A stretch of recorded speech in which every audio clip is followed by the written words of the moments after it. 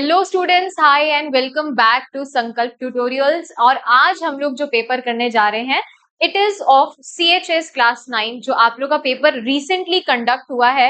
And काफी ज्यादा बच्चे पेपर देने के बाद वेट करते हैं कि कब यूट्यूब पे वीडियो आएगा आंसर की का, एंड हम एवरेजली कैलकुलेट कर पाएंगे कि हमारे कितने मार्क्स स्कोर हो सकते हैं। तो बच्चों, मैं आज आप लोग का इंग्लिश पोर्शन सॉल्व करवाने वाली हूँ। टोटल 20 क्वेश्चंस आए थे आपके एग्जाम में। एंड क्वेश्चंस का जो लेवल है वो ज्यादा हार्ड भी नहीं था, ज्यादा इजी भी नहीं था। It was from easy to moderate level के बीच में था। तो आई एम श्योर काफी बच्चों ने इसमें अच्छे मार्क्स स्कोर किए होंगे, काफी क्वेश्चंस राइट होंगे। आइए एक साथ एक सारे क्वेश्चन को सॉल्व करते हैं। एंड साथ साथ अगर आपको भी आंसर्स करना है तो आप लोग कमेंट सेक्शन में मुझे आंसर दे सकते हैं। तो चलिए स्टार्ट करते हैं। सबसे पहला क्वेश्चन यहाँ आपको दिया है, क्वेश्चन नंबर 21 से इंग्लिश के क्वेश्चन चालू हुए थे।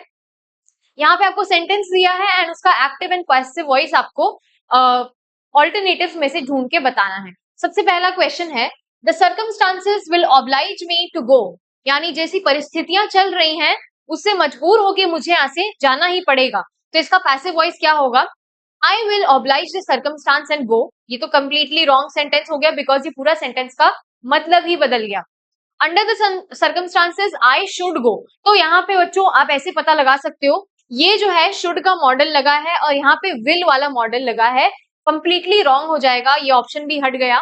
नेक्स्ट है, I shall be oblige to go by the circumstances, या फिर I would be oblige by the circumstances to go. तो इसमें कौन सा आपका करेक्ट आंसर होगा? दैट विल बी और I shall be oblige to go by the circumstances. तो ऑप्शन 3 आपका यहाँ पे करेक्ट आंसर हो जाएगा।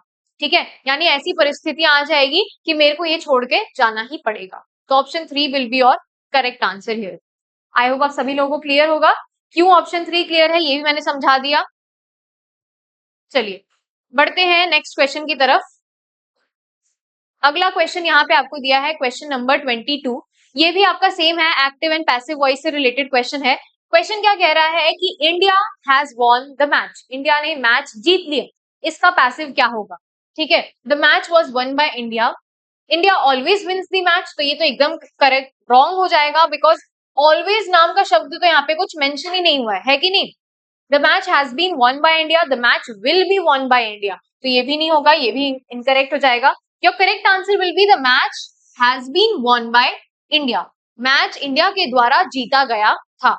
ठीक है, तो ये आपका करेक्ट फॉर्म होगा। अब इसको ना सॉल्व करने का एक छोटा सा ट्रिक दिमाग में घुसा लो। अगर आपके एक्टिव वॉइस में हैज दिया है तो जब वो पैसिव में जाएगा तो हमेशा हैज बीन लगेगा। इतना आप लोग अपने दिमाग में फिट कर लो। तो यहाँ देखो हैज बीन लगा है, यहाँ हैज लगा है। ठीक है, ये हमेशा दिमाग में याद रहेगा, तो ऐसा एक भी क्वेश्चन कभी गड़बड़ नहीं हो पाएगा। चलिए नेक्स्ट क्वेश्चन पे आते हैं। क्वेश्चन नंबर 23 से लेके 25 तक जितने भी क्वेश्चंस हैं उनमें आपको सिनोनिम्स बताना है, यानी सेम मीनिंग वाले शब्दों को बताना है। ठीक है, सबसे पहला शब्द आपको यहाँ पे दिया गया है एवराइज। तो ये काफी यूनिक शब्द है, आज तक हमने कभी नहीं सुना है। एवराइज का मतलब क्या होता है?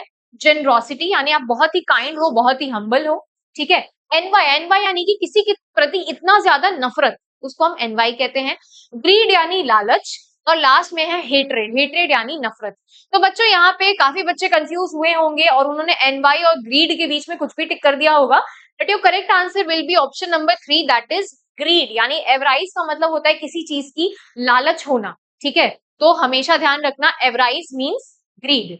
ठीक है, चलिए बढ़ते हैं क्वेश्चन नंबर 24 एंड 25 पे। आई होप आप सभी लोगों को विजिबल होगा, नहीं होगा तो कोई बात नहीं, just listen to me and आपको समझ में आ जाएगा। मैं अच्छे से सब बता देती हूँ। यहाँ पे आपको एक शब्द दिया है एब्रोगेट। एब्रोगेट ये एक्चुअली ना एक लॉफुल टर्म है। लॉफुल टर्म मतलब काफी ज्यादा इसको लॉ में यूज किया जाता है। एंड एब्रोगेट नाम का शब्द आपने मूवीज एंड सीरीज में भी देखा होगा, जब कोर्ट वाली मूवी आप लोग देखते होंगे। तो यहाँ पे आपको ऑप्शन सबसे पहला दिया है रिपेल। रिपेल का मतलब अपने से दूर करना। आपने फिजिक्स में सुना होगा कि मैग्नेट्स जो होते हैं आपस में अलग अलग पोल एक दूसरे को क्या करते हैं, सॉरी सेम पोल एक दूसरे को रिपेल कर देते हैं, है ना?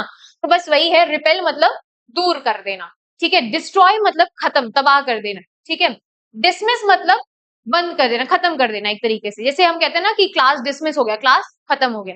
ठीक है, लास्ट में आपको दिया है डीले। डीले मतलब देरी करना। तो एब्रोगेट का मतलब क्या होता है? एब्रोगेट करना यानी कैंसल कर देना। ठीक है, तो कैंसल कर देना यहाँ पे क्या दिया गया है आप लोग देख सकते हैं, repel, destroy, delay and dismiss. So your correct option will be, क्या मैंने बताया, your correct option will be option number 1, repel, मतलब अपने से दूर कर देना।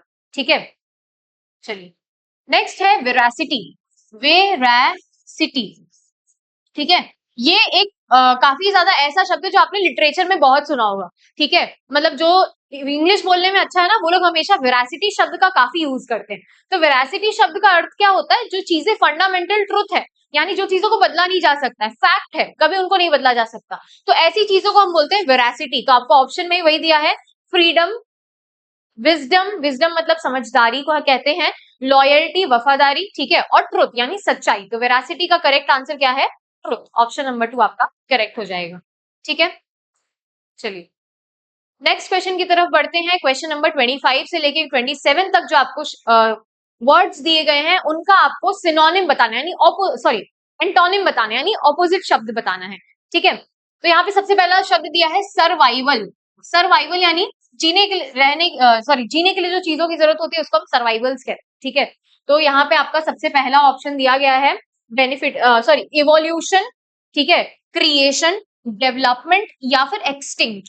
ठीक है, तो इवोल्यूशन क्या होता है कि कैसे आप जनरेशन टू जनरेशन कोई भी चीज क्या हो रही है, ग्रो कर रही है, डेवलप कर रही है, तो वो इवोल्यूशन होता है। क्रिएशन यानी किसी चीज का बनना हो गया, डेवलपमेंट यानी उसका ग्रोथ होना एक तरीके से, एक्सटिंक्शन मतलब वो चीजें एकदम खत्म हो जाना, लुप्त हो जाना, मिल नहीं रही है। ठीक है, तो सर्वाइवल का क्या होगा, extinction will be the correct opposite word. Option number 4 will be your correct answer. ठीक है, क्लियर है यहाँ तक। अगर किसी बच्चे को डाउट लग रहा है या फिर लग रहा है कि मैं गलत बोल रही हूँ, तो आप लोग वो भी कमेंट सेक्शन में बता सकते हो, कोई दिक्कत नहीं है, हो सकता है आप सभी लोग राइट हो एंड मैं कहीं पे कुछ गड़बड़ कर रही हूँ। ठीक है, चलिए नेक्स्ट बढ़ते हैं, एथीस्ट। आपने ये शब्द काफी सुना होगा, हिस्ट्री में सुना होगा, फिलोसफी में सुना होगा। एथीस्ट वैसे लोग होते हैं जो चीजों पे बिलीव नहीं करते, जैसे भगवान पे विश्वास ना करना या फिर किसी भी चीज पे विश्वास ना करना, वैसे एथीस्ट होते हैं। ठीक है, तो एथीस्ट का अपोजिट क्या हो जाएगा, ऐसे लोग जो उस चीज को मानते हैं, ऑब्वियसली। ठीक है, साफ साफ आंसर दिया है बिलीवर, ऐसे लोग जो उस चीज को मानते हैं। ठीक है, रैशनलिस्ट कैसे लोग होते हैं, जिनका सेम टेस्ट और प्रेफरेंस होता है, जो ज्यादा डिमांड नहीं क्रिएट करते हैं। ठीक है, थियोलॉजिस्ट और रिचुअलिस्ट, ये दोनों एकदम ही डिफरेंट टर्म्स हो गए। चलिए बढ़ते हैं अगले क्वेश्चन की तरफ। क्वेश्चन नंबर 28 से लेके 30 तक जो क्वेश्चंस दिए गए हैं, ये सब अनेक शब्दों के एक शब्द यानी वन वर्ड सब्स्टिट्यूशन वाले सेंटेंसेस हैं। आपको उसका पूरा सेंटेंस दिया गया है, आपको वन वर्ड उसमें चूज करना है। ठीक है, living at the same time, ऐसी चीजें जो एक साथ एग्जिस्ट कर रही हैं। ठीक है, जैसे मैं यहाँ पे रह के आपको पढ़ा रही हूँ, वही सेम टाइम में आप वहां रह के मुझे देख रहे होंगे या फिर आप पढ़ रहे होंगे। ठीक है, तो ये क्या है, ऐसे फेज को हम कंटेम्पररी फेज कहते हैं। ठीक है, कंटेम्पररी मतलब ऐसी पीरियड जो एक साथ हो रहा है, दो लोग अलग अलग उसको जी रहे हैं। ठीक है, तो contemporary will be your correct answer here. ठीक है, कोइंसिडेंट तो मतलब आप सभी लोगों को पता है, अचानक से हो जाना चीजें। ठीक है, को कॉम्बिनेंट या फिर कोटोब्रियस, ये दोनों ही डिफरेंट डिफरेंट टर्म्स है। Contemporary will be your correct answer. चलिए क्वेश्चन नंबर 29 क्या कह रहा है, one who leaves their country of origin with the intention of settling in another country, यानी आप अपनी खुद की कंट्री जहां पे आपने बर्थ लिया है, जहां पे आप रह रहे हो, वो आप छोड़ के आप दूसरी कंट्री में चले जा रहे हो कुछ और काम करने या फिर वहां पे रहने के लिए, तो वैसे व्यक्ति को क्या कहा जाता है, इमाइग्रेंट, एलियन, इवैक्यूई या फिर सिटीजन। तो ऐसे व्यक्ति को हम कहते हैं इमाइग्रेंट, यानी एक कंट्री से दूसरे कंट्री में जाने वाला व्यक्ति for the purpose of living और अर्निंग और स्टडिंग, कुछ भी हो सकता है। ठीक है, चलिए क्वेश्चन नंबर 30 है, a person who is unable to pay his डेब्ट, ऐसा व्यक्ति जो अपने डेब्ट्स को पे नहीं कर सकता, अपनी लाइबिलिटीज को पे नहीं कर सकता है, वैसे व्यक्ति को हम क्या कहते हैं, सॉल्वेंट, बैंकर, लेंडर या फिर इंसॉल्वेंट। ठीक है, तो ये जो अकाउंट्स के बच्चे होंगे या फिर जिनको अकाउंट्स पढ़ना काफी पसंद होगा, उन सभी को पता होगा कि इंसॉल्वेंट एक ऐसा व्यक्ति होता है जो अपने डेब्ट्स को पूरा नहीं कर पाता है। ठीक है, तो ये आपका option number 3 will be correct answer.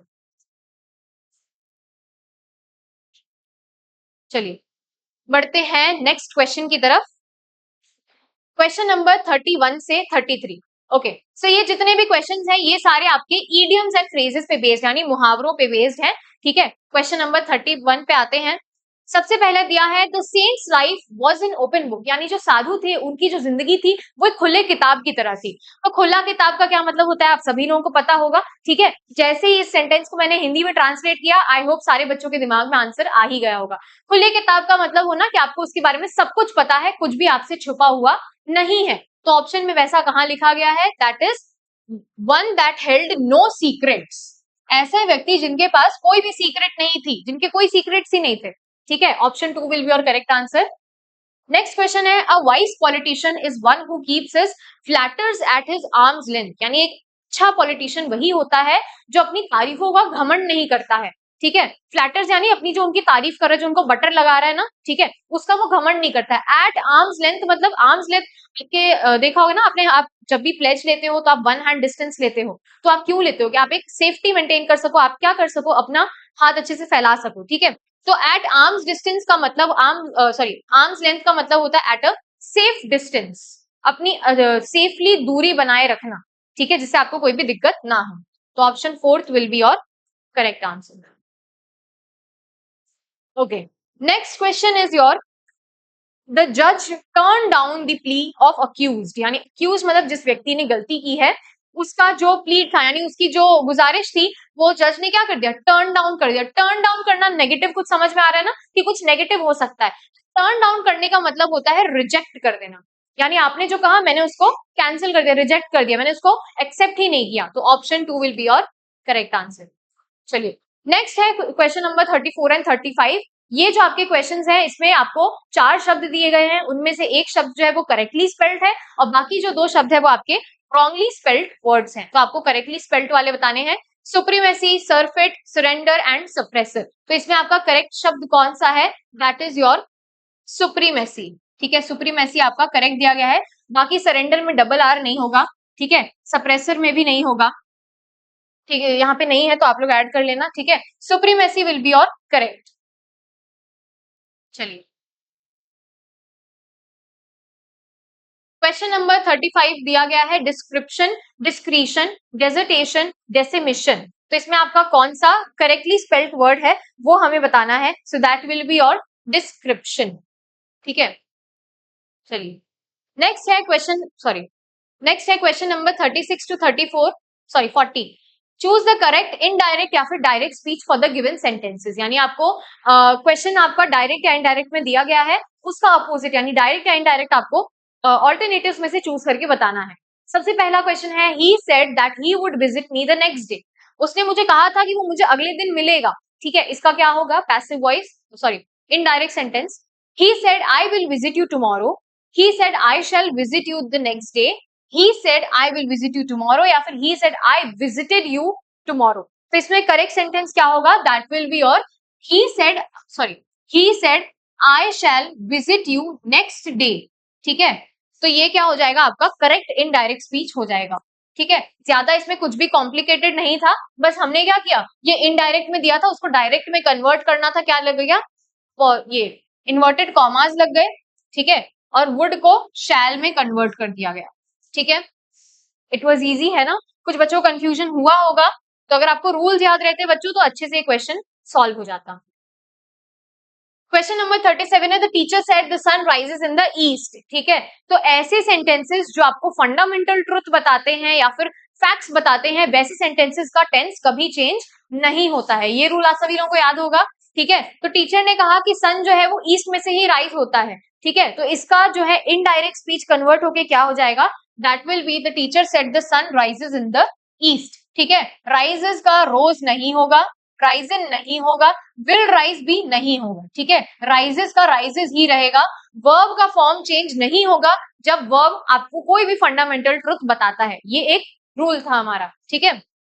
चलिए, नेक्स्ट क्वेश्चन पे आते हैं। She asked me where I live, उसने मुझसे पूछा कि मैं कहाँ रहता था, ठीक है। तो ध्यान देना, लिव्ड लिखा है, लिविंग नहीं, ठीक है। इसको हमें डायरेक्ट में कन्वर्ट करना है, ठीक है। तो चलिए इसको डायरेक्ट में कन्वर्ट करेंगे तो she said where are you living, she said where do you live, she said where did you live, she said where have you lived, ठीक है। तो यहाँ पे बोला क्या है, यहाँ पे ऑलरेडी आपको लिव्ड में दिया है, यानी आपका डायरेक्ट भी होगा तो वो पास्ट फॉर्म में ही होगा, ठीक है। तो ये लिव ये लिव और लिविंग तो वैसे ही हट गया, एक ही ऑप्शन बचा, that is she said where have you lived, तुम कहाँ रहते थे, उसने ऐसा मुझसे पूछा। ठीक है, क्लियर है? देखा, एक कीवर्ड से हमने अपना पूरा का पूरा आंसर आसानी से पता लगा लिया। चलिए बढ़ते हैं हमारे लास्ट क्वेश्चन की तरफ, and your last question is, sorry last 2 questions हैं आपके, ये भी आपको इनडायरेक्ट स्पीच में बदलना है। नेक्स्ट वीक का बदल के इनडायरेक्ट स्पीच में क्या हो जाएगा, ठीक है? तो आपको हमेशा याद होगा, अगर नेक्स्ट दिया गया है तो हम उसको किससे डिनोट कर सकते हैं, फॉलोइंग से डिनोट कर सकते हैं, कमिंग से डिनोट कर सकते हैं, ऐसे सारे शब्दों से जो हमारा फ्यूचर बताए, ठीक है? तो आप देखोगे तो लास्ट वीक मतलब क्या होता है, प्रीवियस, बीता हुआ, ठीक है? प्रीवियस का भी मतलब होता है बीता हुआ, और वीक बिफोर, बिफोर का भी मतलब होता है पहले वाला वीक, ठीक है? तो ऐसे ही आपको अपना आंसर मिल गया, the following week will be your correct answer. चलिए लास्ट क्वेश्चन है, which part of speech in the word quickly in sentence she completed her work quickly, यानी कि क्विकली नाम का जो शब्द है वो कौन सा पार्ट ऑफ स्पीच है? तो बच्चों ये आपको हर बार बताया गया है, क्लास 5 से सभी को सिखाया जा रहा है, ऐसे वर्ब जिनके पीछे एल वाई लगता है वैसे सारे के सारे वर्ब क्या होते हैं, एडवर्ब्स होते हैं, यानी वो वर्ब को क्वालिफाई कर रहे हैं, वर्ब की क्वालिटी बता रहे हैं, ठीक है? तो वो कैसे अपना काम पूरा की थी, क्विकली, तो क्विकली क्या हो जाएगा आपका, adverb, option number 2 will be your correct answer, ठीक है? तो क्वेश्चंस जो थे आपके इजी से मॉडरेट लेवल के बीच में थे, एंड आई होप आप सभी लोगों ने अच्छे से सॉल्व किया होगा। अब आप कैलकुलेट करके आप लोग बता सकते हैं कि आपका रफली कितना मार्क्स होगा, मैं कमेंट सेक्शन में आपके आंसर्स का वेट करूंगी। Till then if you have any doubt तो आप सभी लोग मुझे कांटेक्ट कर सकते हैं। So yes, keep watching us, and कोई भी डाउट होगा so do not hesitate and पूछ लीजिएगा। Thank you.